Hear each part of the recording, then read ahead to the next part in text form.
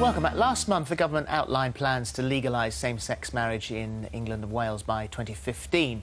With this would come the inevitable change in the way marriage would be taught in schools, and this has caused some controversy. Well, Anthony Ozimich from the Society for the Protection of Unborn Children argues that the teaching of same-sex marriage in schools would undermine the meaning of marriage and promote gay lifestyles. Journalist Kelly Rose Bradford disagrees and says children should be taught about couples in love, no matter what sex the couples are. Well, as we debate this issue, you can tell us who you agree with by voting on our worm. You can see it at the bottom of the screen. Go to our website and get involved there. So, let's start off with you, first of all, Anthony. What do you think the impact is going to be on our schools, then? Well, we know from the existing legal duties that schools have that they have to teach about the nature and importance of marriage, and this will mean teaching about equal marriage, so-called same-sex marriage. And we believe that that will confuse and mislead children about the nature and meaning of human sexuality. I always think that education should be sort of very open and very honest and sort of reflect society.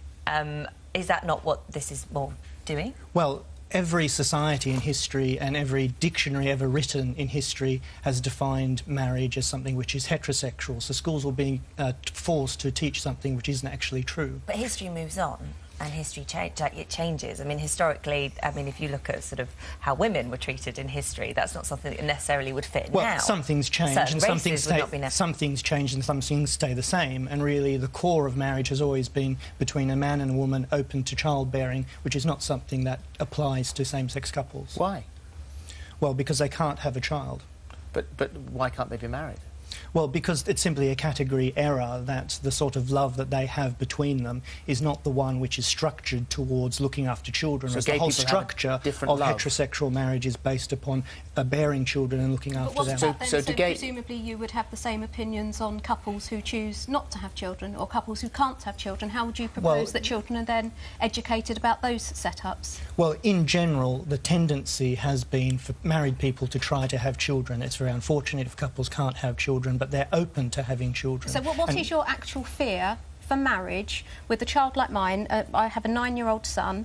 What do you fear for him will be the result of him being taught in school that some couples of the same sex might choose to make a public declaration of their love and their relationship in the form of marriage? What do you think? How is that going to have any relevance to relationships he might then have when he is growing up, or how he views other married people that he knows in his family and beyond?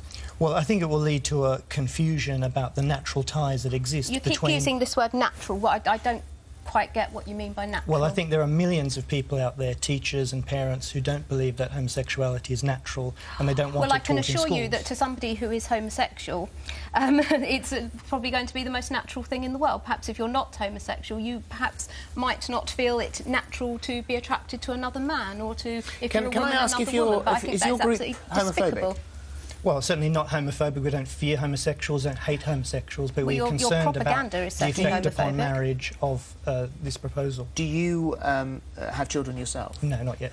And if you were to have children, I'm assuming you're not homosexual, so if you were to have children, would you hope that your children would be able to come to you and discuss their lives openly and honestly? Absolutely, yes. And what would happen if your child said they were gay? I would explain to them the truth and meaning of human sexuality, which is ordered towards childbearing, and that marriage is therefore a heterosexual institution. So would you try and lead them away from the gay path? Is that what you do?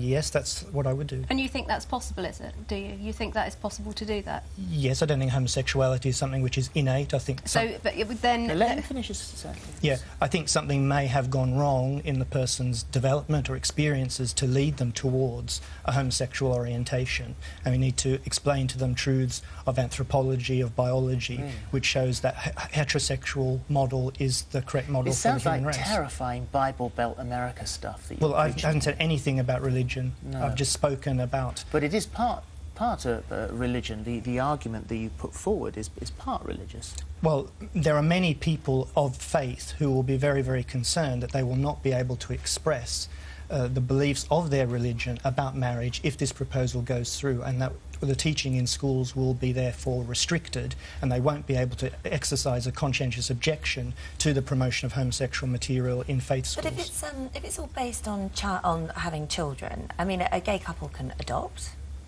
they can foster. I mean, there are many children that are in need of loving homes. I mean, we talk about it all the time here. Yeah, well, I say that statistics show that the ordinary married family is the safest place, the healthiest place for children. This is real life, real people's lives, real children that we're talking about. And so statistics will always be there, and you can bandy those around as much as you want, but to really, really, really honestly believe that. Well, it is a question of statistics because we need to look at the evidence for what is best for children, and the statistics show that marriage, based upon the heterosexual model and the family that flows from that, is the safest and healthiest place for children, both born and unborn children. There are fewer abortions, healthier children, happier children, greater stability for all the family members involved. So we redefine marriage at our peril and maybe at the expense of children. Do you think that that if schools, and I should point out here that the Department of Education says schools have a requirement to ensure they do not teach anything that would be considered inappropriate to a pupil's age, religious or cultural background, and they must ensure pupils are presented with balanced, factual information about the nature and importance of marriage for family life and bringing up children. So that's the Department of Education, that's what they say. Do you part of your argument seems to be that you believe that teaching about marriage between homosexual couples would encourage children to be gay? Well, we already have groups like the Terence Higgins Trust promoting material in schools which is saying that homosexuality is normal and it's fun and exciting to experiment. What they're doing, a whole range of what they're doing is saying that if you are homosexual, then you can be. Don't hide yourself away. Come out, and you will be in a society that is understanding and tolerant in the 21st century. That is what well, you're promoting it by encouraging people to come out, but it goes way beyond that. So they shouldn't be encouraged to come out. They should be suppressed. So you're saying that teenage boys and girls who find out that they are gay, who know that they are gay, should remain. No, I think they should talk to their parents. I think their parents should be involved and try to make them understand. And then the parent then suppresses it, which is what you said that you would do. I'm not saying suppress it, but nor should they come out and say, I'm proud to be gay, being gay is a good thing. Why should they not say that? It's extraordinary that you're saying Why this. should somebody not stand Well, up there are and be millions of proud people of the watching way this they programme are? who agree with me. Yeah, there are I hundreds imagine of there are thousands of millions people who on do the not. street of Paris on the they- weekend who agree with me.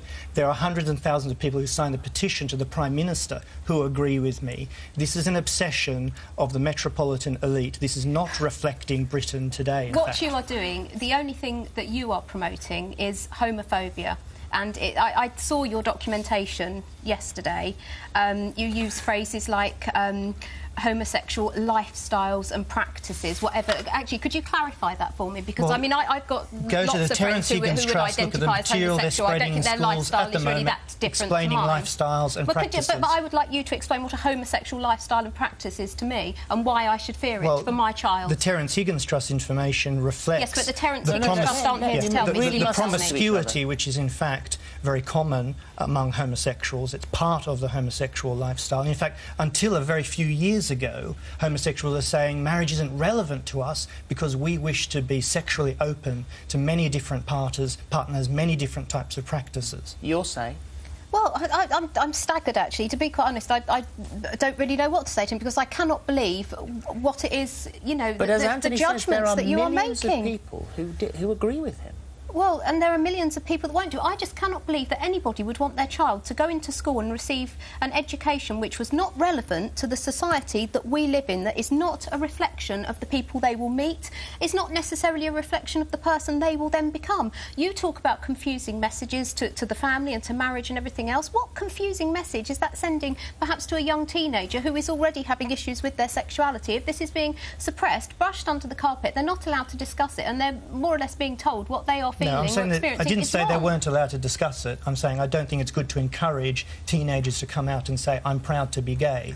I think there needs to be a correctness. But when there's attitudes like yours around, I would be inclined to agree. But if we're living in an open society where there is equality, where we're not judging people and we're not homophobic, then, you know, people should be free to live their lives. Well, you're in a minority the way in history and probably in a wish minority in the well, world. you can't, yes, but as Holly said, history moves on. You're not in the. You may be in the minority in history, but not in the minority well, sometimes in the history world. moves in the wrong way in some societies. In your opinion, we're against abortion. But abortion is something which is widespread. Abortion wasn't something that was common until the 20th century. History, in our view, has moved in the wrong way. I would just point out that the government have said that teachers with a conscientious objection would be accommodated. Well, they can say what they like, but the European Court on Human Rights is going to overrule that, and we've seen in Canada and Massachusetts where there have been cases of conscientious objection, where there have been parents who've been objecting to the promotion of homosexual material in schools, that they have been overruled. OK, all right, well, we'll have to leave it there, unfortunately. Absolutely fascinating. Thank you both very much indeed. Let's see what you've been saying on the subject as far as the worm is concerned. 60%, I mean, there's not a massive difference between the two. Same-sex marriage be taught in schools. 60% say yes, no 40%. What was that, did you say? It was 80% initially, and that those two opinions have got much closer together. Let's see what you've been saying in the hub. Yeah, thousands of comments. Obviously, Nicola is agreeing with Anthony. There is absolutely no way same-sex marriage should be taught in school, she says. I have a 7-year-old daughter who is very impressionable, and I would take her out of school if thought they were teaching this. I have nothing against homosexuality, but it should be something you figure out for yourself, not something that you're taught about in school. Mark disagrees. He says, where do gay children come from? My father could not have been more stereotypically macho, and I turned out gay. I spent all my formative years in the closet and moved to London from my hometown in order to lead my new life. We need to educate in order to be accepted. Back to you. All right, thank you very much indeed. Thank Well, that you. was absolutely fascinating. Shocking, actually. Right, is